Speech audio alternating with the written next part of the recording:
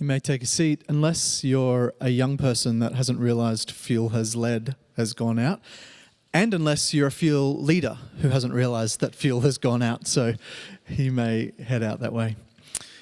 Well, we are in week 2 of this series, Psalm of My Favorite Things, where Laurie, Cam and I are going to share some thoughts from our favorite psalm. But if I'm honest with you this morning, my favorite psalm is probably Psalm 100. It's a psalm of worship. But as I was thinking about this series, I was sitting down at my office desk and I asked the Lord, what psalm do you want me to preach on? What psalm do I need to preach to myself on? And what psalm does your church need to hear? And so I sort of went around the title of this series a little bit, and as I often do when I sit down at my desk, I looked up, and right there in front of me on the wall are the words of Psalm 101, a psalm that's been quite significant to me over the years, and I just felt that that was where God was leading. That's what He needed me to hear in this last couple of weeks as I've prepared, and that's what He needs someone here this morning to hear. So I hope that's all right. It's not my favorite psalm, but it's definitely a significant psalm to me, and that's where we're going to turn. So you can go ahead and find that, Psalm 101. But before I read, I want to do something that I've done a couple of times before, and it's a little segment that I like to call Confessions of a Pastor. You may be sitting there going, yeah, you have made some confessions to us over the years, Dave, and this morning is no different. I've got a confession for you, and it's a serious confession. My confession to you today is that I don't always pursue holiness. There are countless verses in the Bible that talk about holiness, and they talk about why we should be holy, because God is holy. And I've preached on holiness or aspects of holiness plenty of times, but in my sinfulness, I say and think and do things that I know are displeasing to God. The reality is I've stood here on this platform to preach things that I fail at myself. Just this week, I was on my way to somewhere urgently. I don't know if you ever get the feeling when you're going somewhere that you need to get there quickly, like promptly. And I'm not advocating for speeding. That's not actually what was happening. It's not a feeling that I get all that often, but on this particular day, I just sensed deep down I need to be at the destination right now. And as is always the case, probably for all of us, the one time you're in a real rush is the one time you're going to get stuck behind someone who is going like 15 kilometers under the speed limit. And this was the case for me. I don't know what was going on for this driver. They were completely in their own world. In fact, they were swerving kind of a little bit. So we can make some assumptions, unable to stay within their lane and driving super slow, and I had somewhere to be. And I was stuck. And I was thinking all sorts of things about this person and getting all sorts of cranky because I really deeply felt this urgency that I needed to be where I was going. And at one point, the road divided into 2 lanes, and I came to a stop next to this car at a red light. And there's no judgment, right? This is a place of grace, right? Yes? Good. And what would be very out of character for me, I put the window down and with an elevated voice, on reflection, said a few things that I'm not proud of. All the while, having worship music blaring out of my car. Anyone else done something like that? Confessions of a pastor. There are times when I'm tempted in all sorts of ways. I'm just a regular human. And there are times like you when I'm strong, and there are times when I'm weak. But the reality is this problem isn't unique to me because it's a sin problem that plagues all of us. Because at our core, we are fairly self-centered people, and sometimes we'll do and say whatever we have to do to speak or act in ways that make us look like the good guy, to make sure that we come out on top. And sometimes our words and our actions are at the expense of our integrity. I once heard integrity described as the words and actions you choose when no one is watching. By definition, in the dictionary, integrity is the firm adherence to a code of conduct. It's not able to be corrupted. But this morning, in this little segment, I confess to you that I don't always act with integrity because I have a problem called sin. And Psalm 101 is going to challenge all of us this morning because it's a psalm that speaks of a commitment to integrity and a commitment to holiness and a commitment to honesty. So let's have a look. I'm going to read this morning from the New Living Translation. I hope that's okay. Psalm 101. David says, "I will sing of your love and justice, Lord. I will praise you with songs. I will be careful to live a blameless life. When will you come to help me? I will lead a life of integrity in my own home. I will refuse to look at anything vile and vulgar. I hate all who deal crookedly. I will have nothing to do with them. I'll reject perverse ideas and stay away from every evil. I will not tolerate people who slander their neighbors. I will not endure conceit and pride. I will search for faithful people to be my companions. Only those who are above reproach will be allowed to serve me. I will not allow deceivers to serve in my house, and liars will not stay in my presence. My daily task will be to ferret out the wicked and free the city of the Lord from their grip." Holy Spirit, please would you help us to have hearts that are soft this morning, that we might be challenged and inspired to commit again to a life of integrity and one that pursues righteousness. And Lord, would you open the eyes of our heart because we want to see you in a new way today. And we ask these things in your name. Amen. These words of King David can be organized into three areas of integrity. He talks about upward integrity, he talks about inward integrity, and he talks about outward integrity. And each of these verses that he pens are commitments that this man seeks to make. The psalm opens with two upward choices and commitments. David says he's going to sing of God's love and God's justice. His upward commitment will be to worship. And the subject of that worship is not going to be his wealth or his kingdom or his notoriety or his status, but instead the subject will be his Lord. Now, way of context, it's believed that this particular psalm was written when David was anointed as king.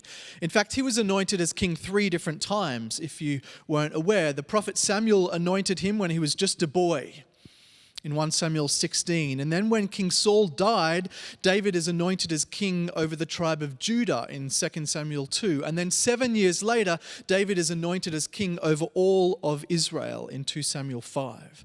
And it's at this third anointing as king of Israel that it's believed David writes this psalm, 101, around the year 998 BC.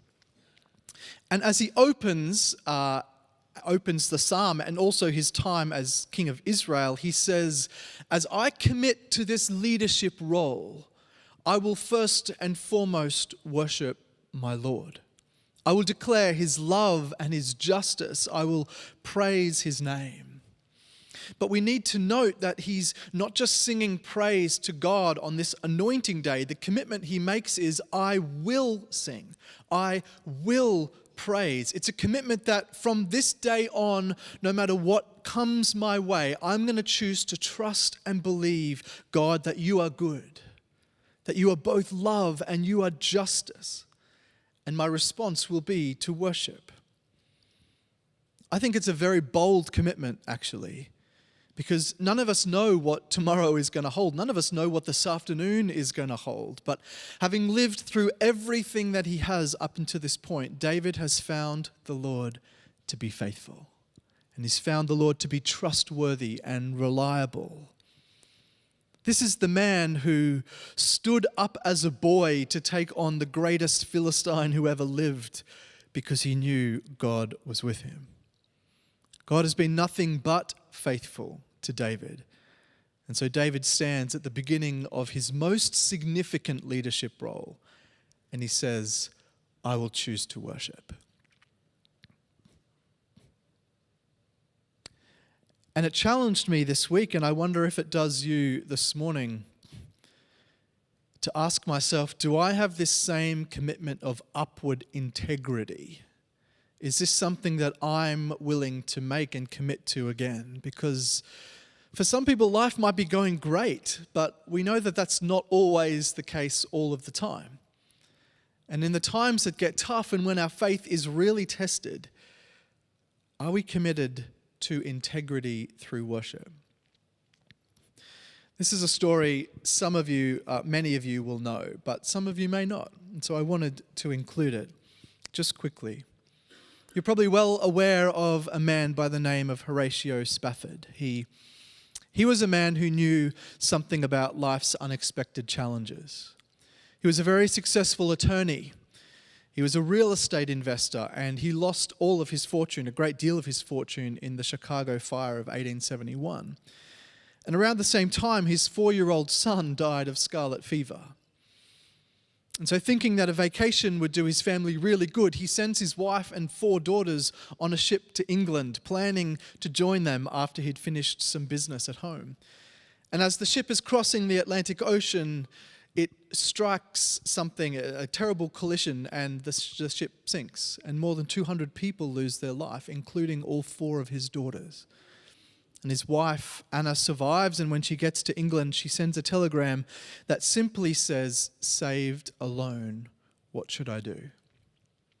And so immediately he set sail for England, and at a point in the voyage, the captain of that ship, aware of the tragedy and the family situation, summoned Horatio to tell him, "We're now passing over the spot where the shipwreck has occurred."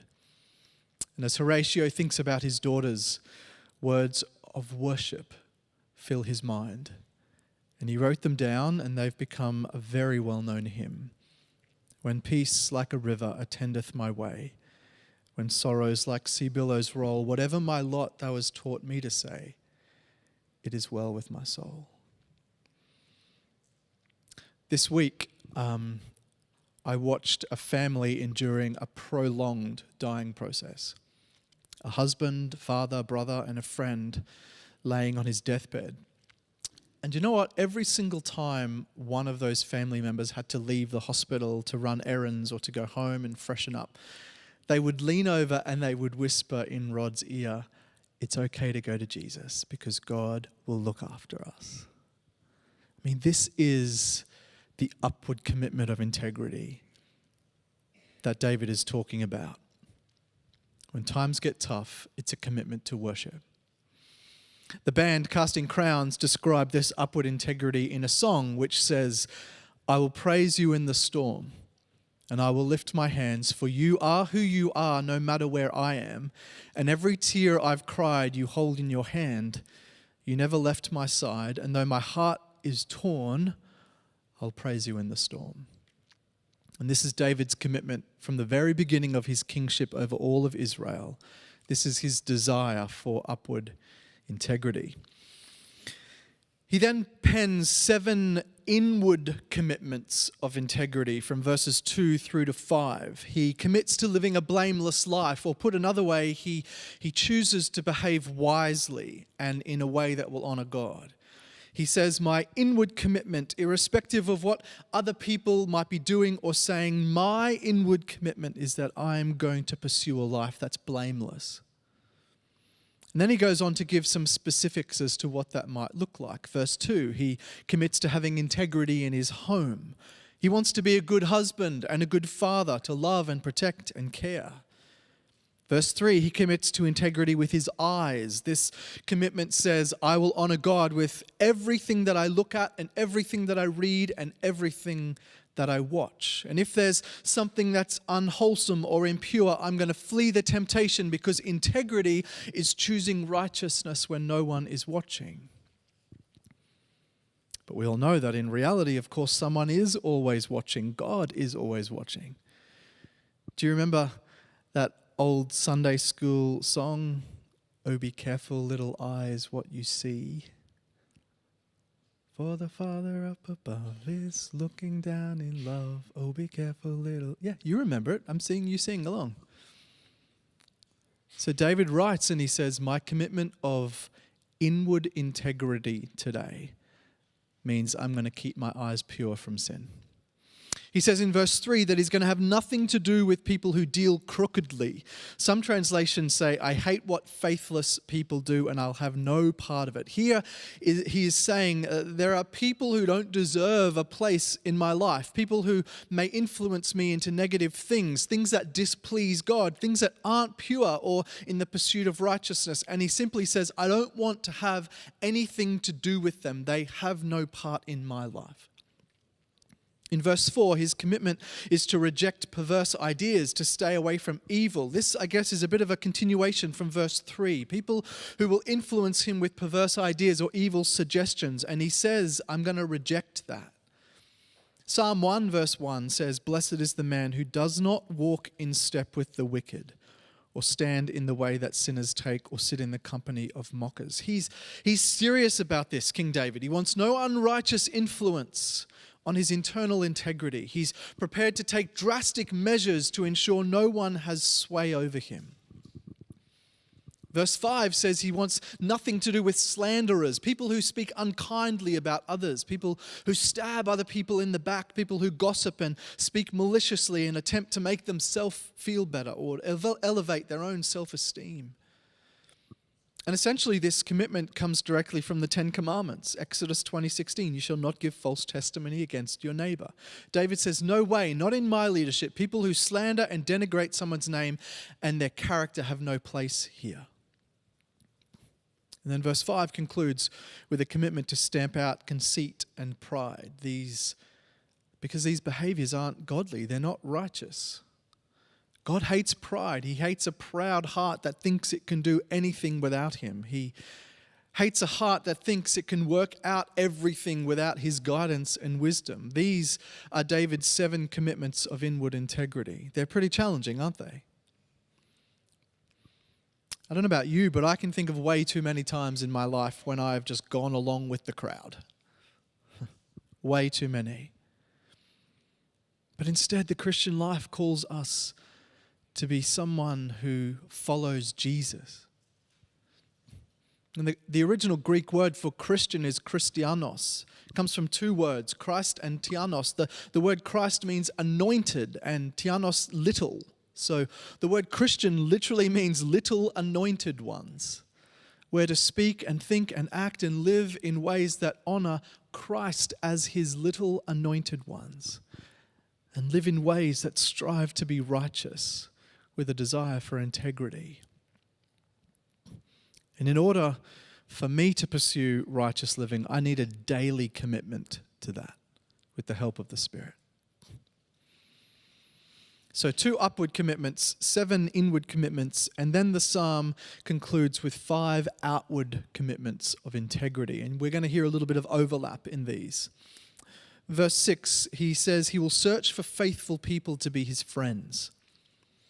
He's already said, I want nothing to do with people who deal crookedly or slander. But now by contrast, his outward commitment is of this integrity is I want to find people who are upstanding and good and moral and faithful. I want that influence in my life. People that can speak into me. And not just faithful people to be his friends, but verse 6 says, only people above reproach will be employed in my house. Because people who are above reproach are trustworthy. They're reliable, they're honest, they strive to do what's right, they're dependable and punctual and responsible. Those who are above reproach make godly decisions even when the eyes of the master are not on them. These are the people David wants as his closest companions and the people he wants running his house. Thirdly, by contrast to verses 4 and 5, David commits to removing deceit from his house. I was trying to get my head around this, but one of the commentaries noted that deceit was quite a common thing in David's day. In fact, it sounds a little bit like an oxymoron, but the commentator was suggesting deceit was considered by some people as a virtue. But the reality is, some people have very similar philosophies today. They'll tell a half-truth. They paint half a picture. But God calls us to a higher standard. He calls us to be tellers of complete truth in conversation with others, in the accountability with our spouse or our prayer partner, in our actions at work and at home. There is no situation where our heart can't be naturally drawn to sinfulness and deceit. David says, I commit to removing deceit from my house. And then linked closely to this in the same verse, he says, liars are not welcome. So if you're found out to be a deceiver, even in the smallest way, King David says, you're kicked out, you're gone. And then finally, he says in verse 8 that those who were wicked were not welcome in the city of God. It wasn't just a matter of dealing with people, of wicked people as he came, as judge, as they came to him and he presided over the case. They weren't just kicked out if they were caught. David's commitment to upward, inward, and outward integrity was so determined that he was going to search the city, and I love the word, ferret out those who were wicked. Upward, inward, and outward commitments to integrity. It really kind of packs a bit of a punch in the chest, this psalm. And I don't know what you think as you hear and as we look at these verses, but it feels too unattainable to me. As I read this list of commitments, I know for certain that I am not making that cut. Because it feels like David sets the bar of personal integrity so high that it's not achievable. And as I was thinking about this, it actually dawned on me, it isn't achievable. It's not achievable. That is, without God's grace. And while David pens these commitments and while they challenge us immensely to pursue integrity, in the same vein of integrity this morning, we also have to acknowledge David's story. And if you know his story, you know that he didn't live a blameless life. He didn't always have integrity in his home. In fact, there were times when you can read, he was a lousy parent and a lousy husband. He didn't always stay away from evil, and he did allow himself to look at things that he shouldn't. Perhaps the most well-known low point in David's story is when he stands on a rooftop and watches another man's wife bathing, and then has her summoned into his chambers. He wasn't always above reproach. While his commitment was seeking to ferret out the wicked from the city, he himself was committing acts of wickedness. He himself was deceived. He himself ran towards evil. And this psalm serves to show us that David's commitment to integrity and our commitment to integrity is unattainable without God's grace. If you're here this morning and you're listening to these words and you're sinking further into your seat under the weight of sin, the good news for all of us today is that this day is brand new. Every day is a beginning. Every day is a chance for us to start over under God's grace and His mercy. Your past doesn't have to define you. You may not have lived a blameless life. You may have looked on things that are impure. You may have dealt wrongly with crooked people. You may have entertained perverse ideas. You may have willingly walked into evil. You may have slandered others or been filled with pride and conceit from your own achievements or abilities. And you may have done all those things in the last week or maybe even just yesterday. But the good news is God's grace is ready to meet any repentant heart. And His Spirit can strengthen our weak flesh. And He's willing to do that today for you and for me. You know, I wasn't proud of, just so that you know, it wasn't like drastically terrible. I didn't wind down the window and sort of start swearing at this person. But I did say some things that probably weren't great. particularly with the worship music sort of blaring as the underscore. That's not really a great way to do life. But I super needed God's grace in that moment. And as I drove off feeling ashamed of what I'd just done, it really hit me, we need God's grace and his mercy in every aspect of our life, don't we?